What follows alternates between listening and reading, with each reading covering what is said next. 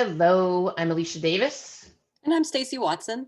and we are the owners of Transformative Leadership Strategies and executive coaches and partners. And last week or last time we talked, Stace, we were talking about resilience and resilience from the inside out. Right. Yes. Yes. We were talking about just how we are, complex, holistic beings. And as we Yep, think about ourselves being depleted amidst a global pandemic and all the other stuff that we're sort of dealing with this last year, we were really saying there are some very specific ways, ways that we can be very intentional about building the capacity back for our resilience. And we that's spent right. a little time That's talking right. about that. Yeah, That's right. We talked about micro practices and, things that you can do in short periods of time and then in macro exactly. practices, longer periods of time. And, we talk about and coach people on resilience a lot.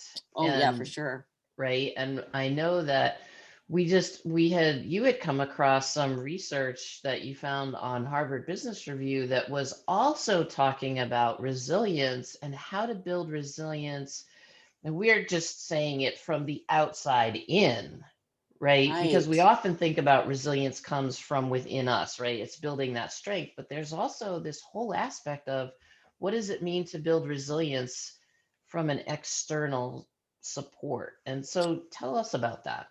Well, I want to give a little shout out to one of the leaders in one of our client organizations who actually raised our awareness about this article. So we do love the Harvard Business Review and often look at them. And we got this particular tip from her. So that That's was right. That's wonderful. right. And, what I think really resonated for me and perhaps for us is this fact that, as disconnected as we may feel right now, we are not alone, right? And so being able to really recognize the value of being able to have people in our networks that can really support us in really specific Hmm. ways really does matter when it comes to resilience. It's not all on us, I That's guess. right. That's And right. I just think that's a real powerful message, especially right now when it Yeah. can feel like a very isolating time for many. Well, exactly. And this whole idea of how do we nourish ourselves with this external support, and it can come from different networks, if you will, right? Like we have our family networks and connections. We have our work network and connections and people that are, that we rely on different people in different ways, right? Yes, exactly. And this article does a nice job of breaking it into kind of 8 different sort of ways that these various networks and individuals within these networks can really support us. And it's really Right. varied, right? It goes from the people that can help us manage our work, just whether it's an extra set of hands or helping us organize differently or whatever it may be. So it can be really tactical to the people that can really help us return to the vision that we have. What is it that we're doing here? Whether it has to do with, we're at work and we're trying to accomplish a certain thing, or even Right. just the vision for our family, for our kids, for ourselves.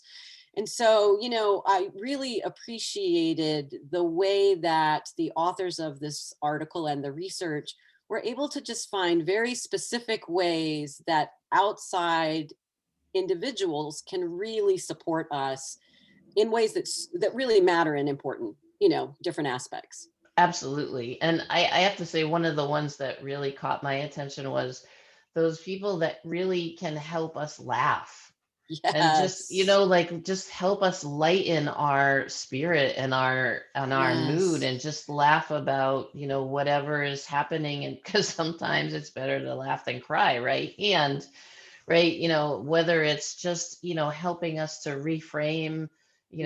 the challenges that we're facing, or just, just another ear. Like, how many times have we heard, when I just was supporting a team yesterday, when they're just talking about what they're going through, and Yes. just understanding that they, exactly what you said before, like they're not alone in it, even though they're on the same team and they might talk with some of their colleagues every day. they don't talk about what they're feeling necessarily. That's right. And just hearing that everybody's struggling with some anxiety or some frustration or miscommunication or whatever it is, just the shared experience can really help them feel resilient.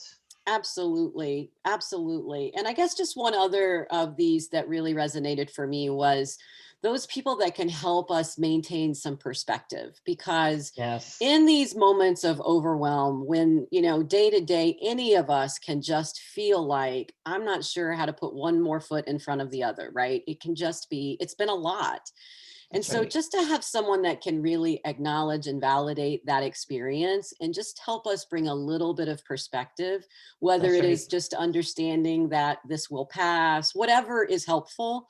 And we all have those people that can do that with us and for us, or hopefully we do. So we just really love this idea of thinking outside of ourselves for how we can be supported. And then also, how can we offer support to That's others in right. our networks, right?